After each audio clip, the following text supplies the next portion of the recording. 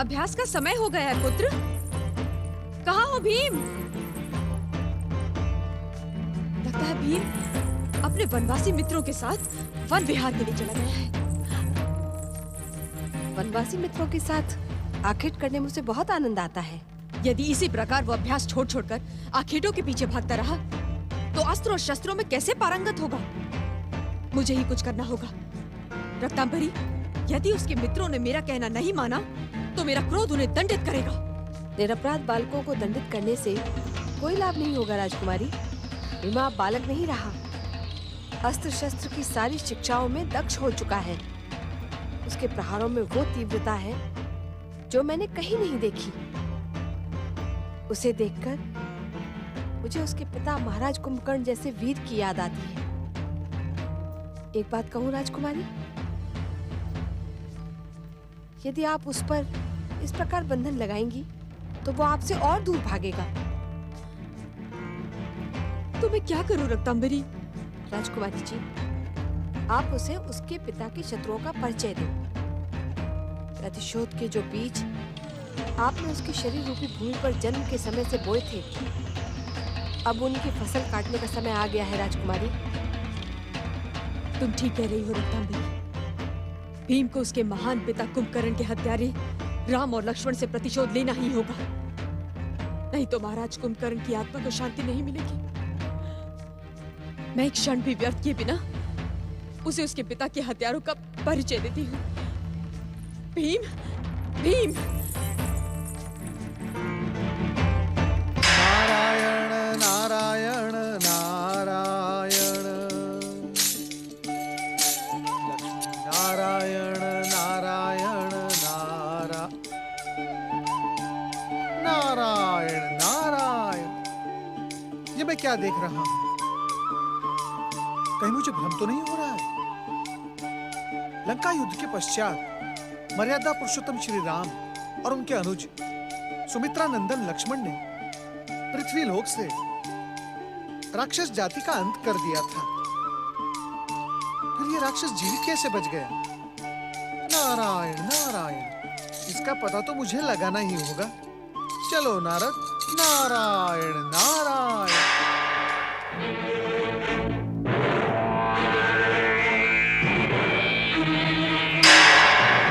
नारायण नारायण। कौन हो तुम? कौन हूँ? मैं कौन हूँ ये तो मैं तुम्हें बाद में बता दूंगा, परंतु ये तो बताओ तुम कौन हो? असुर हो, मनुष्य हो, राक्षस हो, अथवा नारायण? तुम्हें दिख नहीं रहा मैं कौन हूँ? हाँ, दिख तो रहा है परंतु विश्वास नहीं हो रहा है।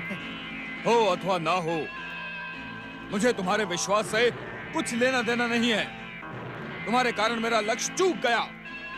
अब मैं तुम्हें दंडित करता हूँ। शिव शिव शिव शिव शिव शिव शिव शिव। कृपया ऐसा न करें। इतना उत्तेजित होना स्वास्थ्य के लिए हानिकारक होता है। यदि मेरे कारण तुम्हारा लक्ष्य चूक गया है तो मैं तुमसे क्षमा मांगता हूँ, परंतु ये तो बताओ तुम हो कौन? और ना कहूँ तो? नारायण नारायण, तो फिर मुझे किसी और से पूछना होगा। अब तुम्हारा परिचय जाने बिना मेरे इस भटकते हुए मन को शांति नहीं मिलेगी। तुम जैसे बिन बुलाए अतिथियों का मन अशांत रहना ही उचित है। तुम चाहे कुछ भी कर लो, मैं तुम्हें अपना परिचय नहीं दूंगा। नारायण नारायण, इतनी क्षमा याचना करने के पश्चात भी इतना रोष? अरे भाई, मैं तुम्हारा हितैषी हूँ, हितैषी, शुभचिंतक। किंतु मैं कैसे मान लूं कि तुम मेरे हितैषी हो, शुभचिंतक हो? नारायण नारायण, यदि मैं तुम्हारा शुभचिंतक ना होता तो मैं तुम्हारे समीप ही ना आता। मैं तो केवल तुम्हारा परिचय जानना चाहता हूँ भैया। पर मैं तुम्हें अपना परिचय नहीं दे सकता, क्योंकि मैं स्वयं नहीं जानता मैं कौन हूँ। नारायण नारायण, पहली बार ऐसा विचित्र जीव मैं देख रहा हूँ जो जीवित होने के पश्चात भी अपना परिचय नहीं जानता। भैया, फिर तुम्हारा परिचय कौन जानता है? मेरी माता जानती होगी। जाकर उसी से पूछ लो और मुझे आखेट करने दो। कितनी कठिनाई से माता से आंख बचाकर आखेट के लिए निकला था और तुमने मेरा समय व्यर्थ कर दिया। हाँ! नारायण नारायण, अब इसकी माता के पास जाने से कोई लाभ नहीं होगा नारद। वो भी मुझे इसी के समान भ्रमित कर देगी। शिव शिव शिव शिव शिव शिव शिव। फिर इसके जन्म का कारण जानने के लिए अब हम परमपिता ब्रह्मा जी के पास चलते हैं। नारायण नारायण।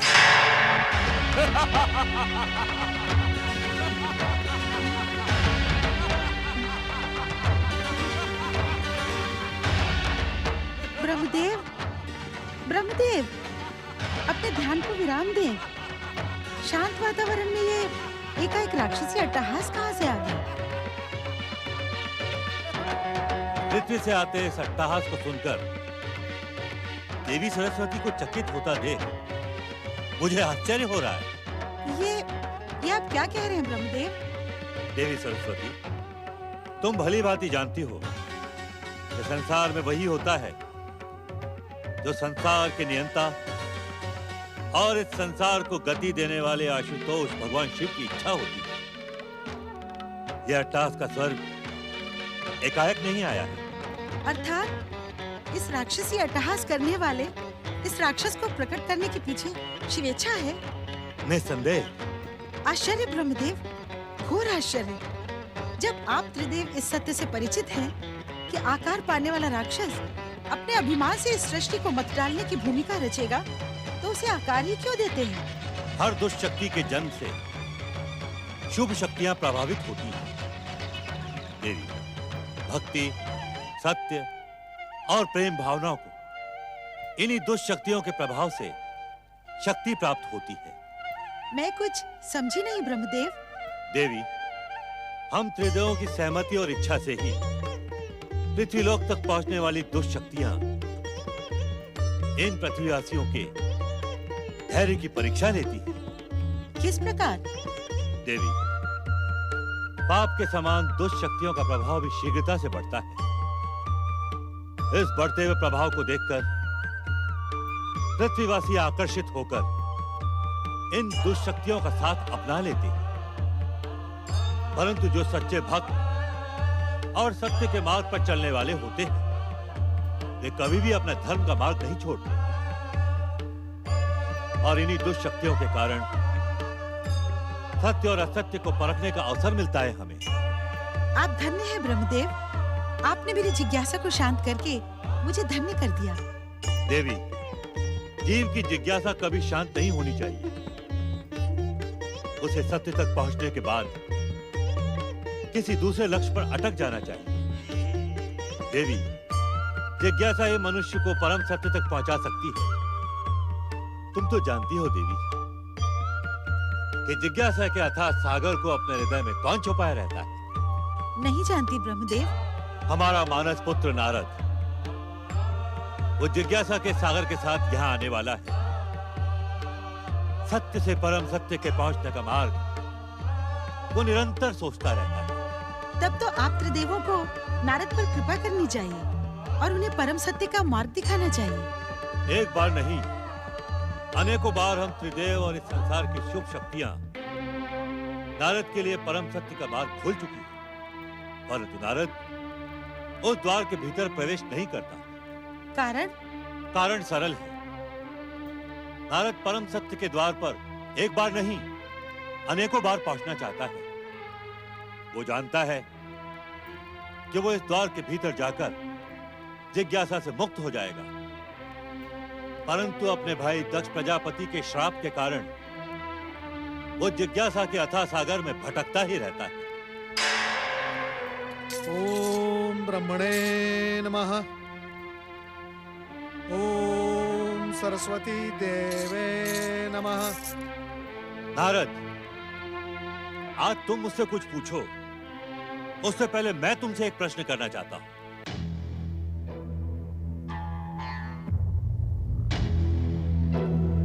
ब्रह्मदेव का प्रश्न सुनने के स्थान पर तुम इधर उधर और ऊपर नीचे क्या देख रहे हो नारद?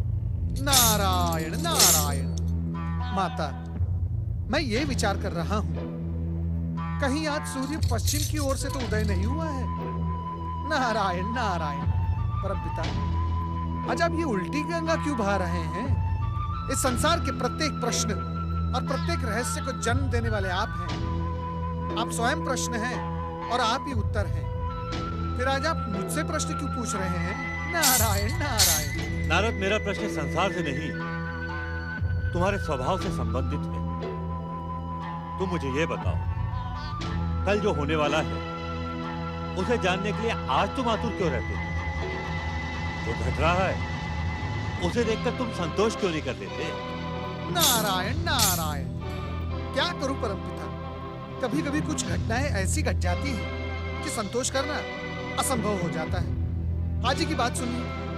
आज मैं आकाश मार्ग से नारायण नारायण का गान गाते हुए शांति से चला जा रहा था। तभी मुझे वन में वो राक्षस दिखाई पड़ गया। मैं तो चकित हो गया ना परमपिता। क्यों? राक्षस को देखकर चकित होने की क्या आवश्यकता है? नारायण नारायण। परमपिता, मैंने तो यही सुना था कि सुमित्रा नंदन लक्ष्मण जी ने लंका विजय के पश्चात पृथ्वी से राक्षस जाति का अंत कर दिया था। फिर ये राक्षस जीवित कैसे बच गया? शेषनाग के अवतार लक्ष्मण जी का प्रण केवल उन्हीं राक्षसों के लिए था जो पृथ्वीवासियों पर अत्याचार कर रहे थे। एक बात और है नारद, कि जिस समय लक्ष्मण जी अपने प्रण के अनुसार राक्षस जाति का संहार कर रहे थे, उस समय भीमासुर अपनी माता के गर्भ में था। नारायण नारायण। भीमासुर? परमपिता, ये भीमासुर कौन है? नारद, भीमासुर वही है जिससे वन में भेंट करके तुम भागे भागे ब्रह्मलोक चले आए। और तुम ये जानकर और अधिक चकित हो जाओगे कि भीमासुर लंकेश्वर रावण के छोटे भाई कुंभकर्ण की वीर शक्ति से जन्मा है। नारायण नारायण। क्या कुंभकर्ण ने विवाह किया था? ये कैसा अज्ञानियों जैसा प्रश्न कर रहे हो नारद? विवाह न होता तो पुत्र कहां से आता? कुंभकर्ण का विवाह सह्याद्री के दैत्यराज भल्लातक की पुत्री कर्कटी के साथ हुआ था। ब्रह्मदेव, कुंभकर्ण की प्रचंड शक्ति से जन्मे भीमासुर का भविष्य क्या होगा? भीमासुर का भविष्य उज्जवल है। आने वाले समय में भीमासुर राक्षस जाति का नेतृत्व करेगा। प्रतिशोध के ज्वालामुखी के समान धधकती उसकी माता कर्कटी उसके भीतर प्रतिशोध का लावा भरेगी। परंतु इसके पहले भीमासुर अपने प्रतिशोध का विस्फोट करे। तुम्हें अपनी चतुराई का प्रयोग करना होगा नारद। नारायण नारायण।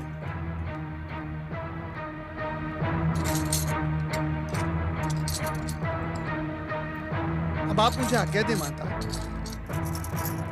ओम नमः शिवाय।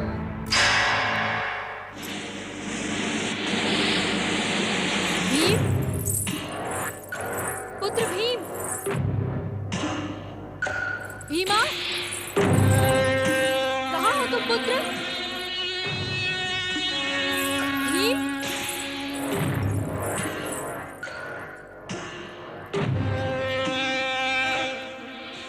क्या मैंने तुम्हें इस दिन के लिए जन्म दिया था भीमा, कि तुम अपने पिता के शत्रुओं को दंडित करने की बात भुलाकर इस प्रकार पागलों की तरह आखेटों के पीछे भागो?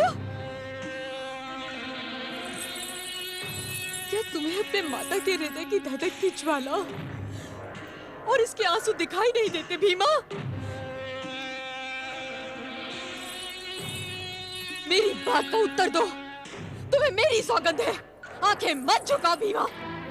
कहो कि तुम अपने पिता के शत्रु को दंडित करना चाहते हो। तुम अपने आनंद के लिए मेरी तपस्या को व्यर्थ करना चाहते हो, मेरी साधना को नष्ट भ्रष्ट करना चाहते हो, मेरे प्रतिशोध को ठोकर मारना चाहते हो भीमा। मेरी समझ में कुछ नहीं आता माता। तुम क्या कह रही हो? किसके लिए कह रही हो? कौन है मेरे पिता का शत्रु? कुमार, यदि आप अपनी माँ की बात धैर्यपूर्वक सुनेंगे तो सब कुछ समझ में आ जाएगा। आप नहीं जानते हैं, यदि आपकी माता आज जीवित है तो केवल इसी साधना के साथ कि एक दिन आप उनके प्रतिशोध को पूरा करेंगे और अपने पिता के हत्यारों को दंडित करेंगे। मैंने बचपन से ही अपनी माता को रोते बिलखते और बात बात पर क्रोध करते हुए देखा है। काकी, माता जिन शत्रुओं के विषय में बात करती रहती है, उनके विषय में उसने मुझे आज तक कुछ नहीं बताया। और यदि आज भी इन्होंने मेरे पिता की हत्या करने वाले शत्रुओं के विषय में मुझे नहीं बताया, तो मैं इनके व्यंग्य बाण सहन करने के स्थान पर यमन छोड़कर चला जाऊंगा। क्या तू वन छोड़कर चला जाएगा? अपनी माता को छोड़कर चला जाएगा तू? मेरे प्रतिशोध को अधूरा छोड़कर चला जाएगा भीमा?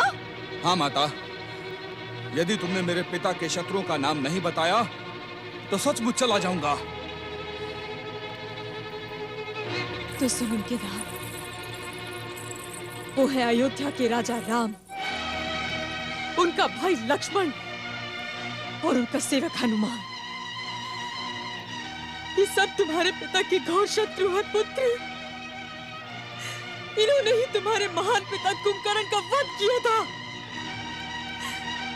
यदि तुमने इन्हें दंडित नहीं किया ना, तो मैं इस पहाड़ी से कूदकर आत्महत्या कर लूंगी पुत्र। नहीं माता, नहीं, इसकी आवश्यकता नहीं पड़ेगी। इसी समय से राम, लक्ष्मण और हनुमान मेरे घोर शत्रु हैं। मैं उन तीनों को जीवित नहीं छोड़ूंगा। अपने महान पिता की हत्या का भयानक दंड दूंगा। सच तो यह है माता, यदि तुमने मुझे पहले ही उनके विषय में बता दिया होता तो अब तक वो यमलोक पहुंच गए होते। ठहरो भीमा, इस प्रकार उत्तेजित होकर तुम अपने शत्रु को परास्त नहीं कर सकते। माता, क्या तुम्हें अपने दूत पर विश्वास नहीं? क्या तुम्हें अपने पुत्र की शक्ति पर विश्वास नहीं? तुम्हें एक बार आदेश तो दे दो, मैं इस सह्याद्री पर्वत को उखाड़कर तुम्हारे चरणों में डाल दूंगा।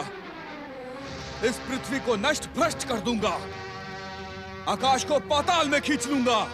पुत्र, मुझे तुम्हारी शक्ति पर पूर्ण विश्वास है, किंतु शत्रु के बलाबल का भी पूर्ण अनुमान है। शत्रु का बलाबल? हाँ पुत्र, तू नहीं जानता है, तू समस्त पृथ्वी लोक का राजा है।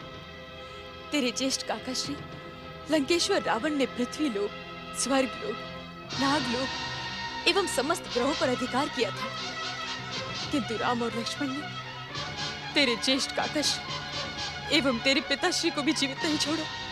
हाँ कुमार, राम, लक्ष्मण और हनुमान साधारण शत्रु नहीं, असाधारण वीर हैं। शक्ति संपन्न हुए बिना आप उनसे प्रतिशोध नहीं ले सकते हैं।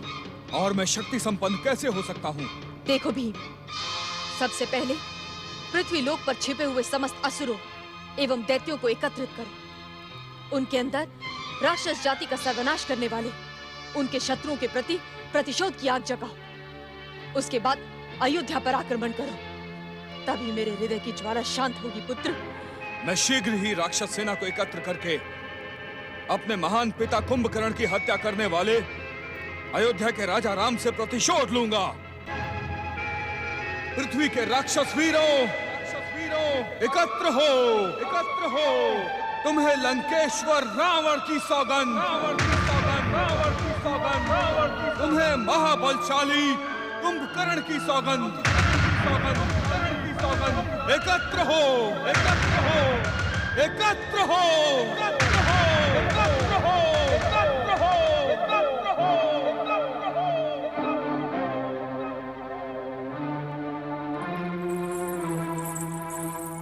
राजकुमारी, आप कहाँ जा रही हैं? राजकुमारी, राजकुमारी, रुक जाइए राजकुमारी। नहीं रक्तांबरी, आज मुझे मत रोको। वर्षों से प्रतिशोध की जो ज्वाला मेरे हृदय में भड़क रही थी, आज उसमें विस्फोट हो गया है। वो तो ठीक है, पर आप जा कहाँ रही हैं? मैं असुरों के आराध्य देव भगवान भोले शंकर को धन्यवाद देने जा रही हूँ। उन्हीं की कृपा से आज मेरे पुत्र भीम ने मेरे प्रतिशोध को पूरा करने की सौगंध ली है। नदी किनारे मैं शिवलिंग बनाकर शिव का पूजन करूंगी। ये क्या रक्तांबरी, तो मुझे जाने नहीं देना चाहती? नहीं, कारण? आपका प्रतिशोध पूरा नहीं हुआ है राजकुमारी। जब तक पृथ्वी पर राक्षस जाति के शत्रु राम, लक्ष्मण और हनुमान जीवित हैं, तब तक आपके किसी भी अनुष्ठान का कोई लाभ नहीं है। अर्थात तुम ये कहना चाहती हो कि हाँ राजकुमारी, मैं यही कहना चाहती हूँ कि शिव शंकर को धन्यवाद करने का ये उचित अवसर नहीं है। जिस दिन राक्षस जाति का ध्वज अपनी कीर्ति और गौरव के साथ संसार के शिखर पर लहराएगा, उस दिन हम सब मिलकर शिव शंकर को धन्यवाद देंगे। इस समय कुमार को आपके साथ की और आपके मार्गदर्शन की आवश्यकता है। आपका साथ न होने पर वे अपने संकल्प से भटक भी सकते हैं। चलिए राजकुमारी, एक क्षण का भी विलंब न कीजिए, शीघ्र कुमार के पास चलिए। राक्षस वीरों, एकत्र हो। तुम्हें लंकेश्वर रावण की सौगंध, तुम्हें महाबलशाली कुंभकर्ण की सौगंध। एकत्र हो।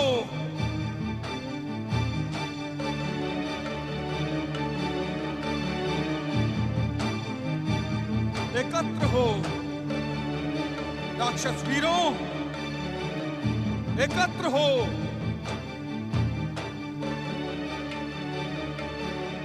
दुर्भाग्य, घोर दुर्भाग्य, संसार के सबसे अधिक वीर और गौरवशाली राक्षस जाति की ये दुर्दशा। अपने पराक्रम से संसार पर अधिकार करने वाली राक्षस जाति के पास आज रहने के लिए भूमि नहीं, पेट भरने के लिए भोजन नहीं। अन्याय, घोर अन्याय। इन राक्षस शत्रु देवताओं ने राक्षस जाति के साथ भयानक अन्याय किया है।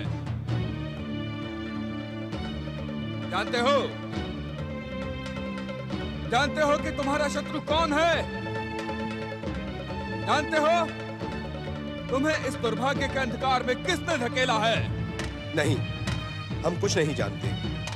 वर्षों बाद आपकी पुकार पर हम अपनी गुफाओं से बाहर निकले हैं। आज वर्षों बाद खुली हवा और सूर्य के प्रकाश ने हमें स्पर्श किया है। हम कुछ नहीं जानते, परंतु हम जानते हैं। कौन है वो? हमें नाम बताएं। क्या उसका नाम जानकर तुम उससे प्रतिशोध लोगे? हाँ, हम प्रतिशोध लेंगे। सोच लो वीरों, तुम निर्बल हो और शत्रु बलशाली। तुम्हारे प्राण भी संकट में आ सकते हैं।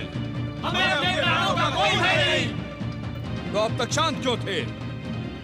लंकेश्वर रावण, इंद्रजीत मेघनाद और महाबलशाली कुंभकर्ण का वध करके राक्षस जाति की दशा को दुर्दशा में बदलने वाले राम लक्ष्मण से प्रतिशोध क्यों नहीं लिया? क्योंकि हम संगठित और एक साथ नहीं थे। आपकी पुकार ने हमें एक साथ कर दिया है। अब हमारी शक्ति शत्रुओं को अवश्य दंडित करेगी। लंकेश्वर रावण, इंद्रजीत मेघनाद और महाबलशाली कुंभकर्ण का वध करने वाले जीवित नहीं बचेंगे। आओ माता, आओ। राक्षस वीरों, ये राक्षस जाति के ध्वज को आकाश की ऊंचाई तक पहुंचाने वाले महाबलशाली महाराज कुंभकर्ण की पत्नी और हमारी माता करकटी हैं। इन्हें प्रणाम करो। प्रणाम राक्षस माता। राक्षस माता करकटी की, राक्षस माता करकटी की। वीरों, केवल मेरी नहीं, मेरे पुत्र भीमासुर की भी जय जयकार करो। मुझे पूर्ण विश्वास है कि भीमासुर का नेतृत्व तुम्हें एक बार फिर से तीनों लोगों का राज्य सौंप देगा। राक्षस माता करकटी और राक्षस राज भीमासुर की। वीरों, अयोध्या के राजा राम के पराजय में ही हमारी विजय है, हमारा गौरव है। इसलिए पूरी शक्ति लगाकर अयोध्या पर अधिकार करो। यदि राम और लक्ष्मण को जीवित बंदी न बना पाओ तो युद्ध भूमि में उन्हें मृत्यु दंड दो। ऐसा ही होगा राक्षस माता। अयोध्या में एक भी मानव जीवित नहीं बचेगा। हम पिछले लंबे समय से भूखे हैं। अयोध्या के मानवों को पचाकर ही हमारी भूख शांत होगी माता। तो फिर चलो, आक्रमण! आक्रमण! नारायण नारायण। ठहरो राक्षस राज भीमासुर, ठहरो। ऐसी भी क्या शीघ्रता? मेरी बात तो सुनो। ए चोटी वाले साधु, तू फिर से आ गया? माताश्री, इस चोटी वाले साधु को मेरा नाम तुमने बताया? पुत्र, मैं तो इसे जानती भी नहीं। नारायण नारायण, राक्षस राज भीमासुर का नाम अब तो न इस नारद के लिए अनजाना है और न ही इस संसार के लिए। परिचय मिलने पर भी यहाँ प्रकट होकर हमारा मार्ग रोकने का कारण? नारायण नारायण, राक्षस राज भीमासुर, मैं तुम्हारा हितैषी था, अब भी हूँ और भविष्य में भी रहूंगा। मैं तो केवल तुम्हारी भलाई के लिए यहाँ प्रकट हुआ हूँ। नाम जपते हो हमारे शत्रु नारायण का और हमारे हितैषी बनते हो।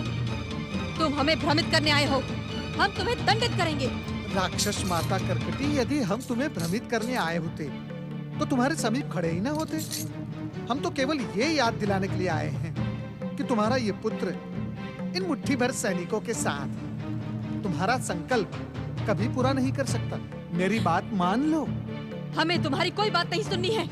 जिस प्रकार आए हो उसी प्रकार। ठहरो माता, पहले इसकी बात तो सुन लो। कहो, हमारा संकल्प कैसे पूरा होगा? नारायण नारायण, राक्षस राज भीमासुर, तुम्हारा मार्गदर्शन करने से पूर्व मैं तुमसे ये पूछता हूँ कि तुम्हारे बीच कोई रावण की सेना का सैनिक है? हाँ, मैं लंकेश्वर रावण की सेवा में था। राम के विरुद्ध युद्ध में मैं राक्षस सेना की ओर से लड़ा था, परंतु जब लंकेश्वर रावण का वध हो गया तो मैं सह्याद्री के इसी क्षेत्र में एक गुफा में आकर छुप गया था। बस बस बस बस बस बस, इतना ही पर्याप्त है। किंतु तुम ये भी जानते होंगे कि लंकेश्वर रावण ने असुर जाति के आराध्य भगवान भोलेनाथ को प्रसन्न करके चंद्रहास खड़ग प्राप्त कर लिया था। हाँ, जानता हूं। लंकेश्वर रावण ने अभिमान में कैलाश जाकर कैलाश को उखाड़कर फेंक देने का अहंकार किया था। शिव ने मुझे अपना परिचय न देकर मेरा उपहास उड़ाया है। या तो शिव मुझे अपना परिचय दे या मैं शिव का निवास कैलाशी सागर में डुबो देता हूँ।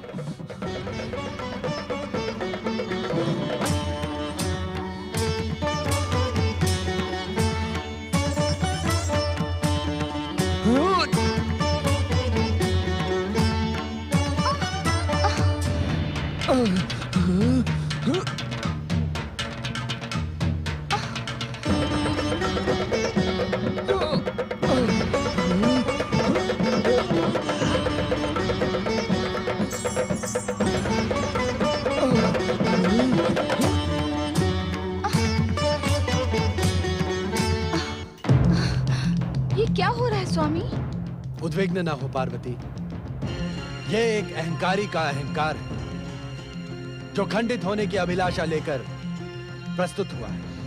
अहंकारी का अहंकार? हाँ पार्वती, विश्व विजय तथा तीनों लोकों का स्वामी बनने का स्वप्न देखने वाला लंकेश्वर रावण आज कैलाश भूमि पर अपने अहंकार के साथ उपस्थित हुआ है। अहंकारी लंकेश्वर को उसके दुस्साहस का उचित दंड दें स्वामी। तुम्हारी इच्छा का सम्मान करते हुए हम कैलाश को इसी क्षण स्थिर किए देते हैं।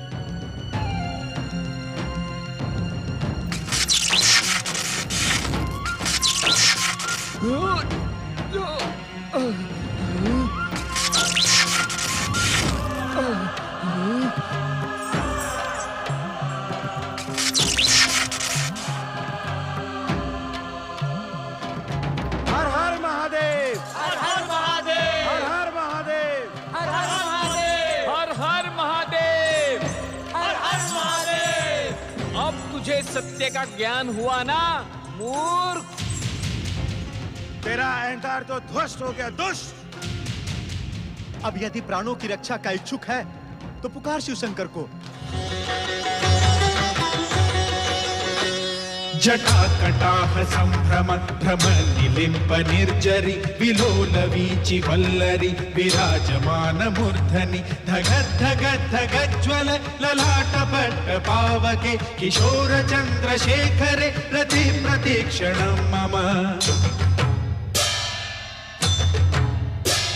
धराधरेन्द्र नंदिनी विलास बंधु बंधुर स्फुरद्दिगंध संतति सति प्रमोदमान मानसे कृपा कटाक्ष घोरणी निरुद्ध दुर्धरापति क्वचित् दिगंबरे मनो विनोद मेतु वस्तुनि।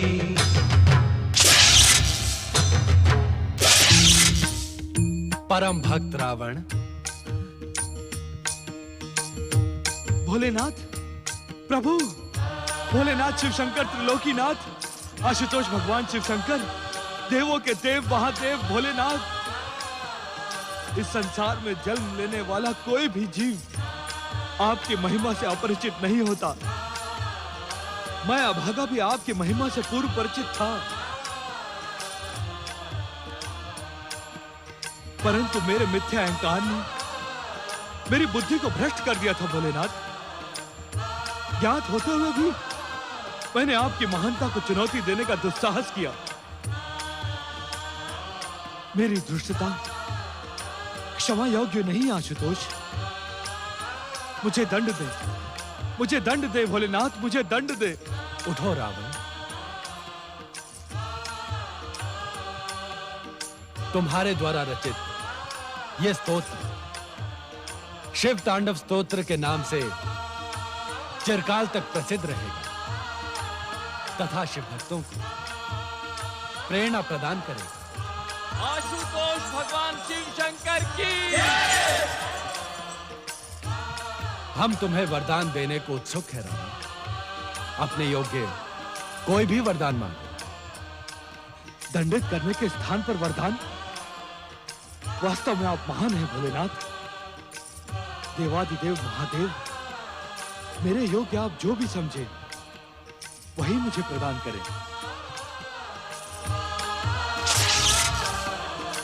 लंकेश्वर रावण, लो ये चंद्रहास खड़ग धारण करो। ये तुम्हारी शत्रुओं से रक्षा करेगा, किंतु स्मरण रहे लंकेश्वर, यदि तुमने इसका दुरुपयोग करने की चेष्टा की तो ये तुम्हें निशस्त्र कर हमारे पास लौट आएगा।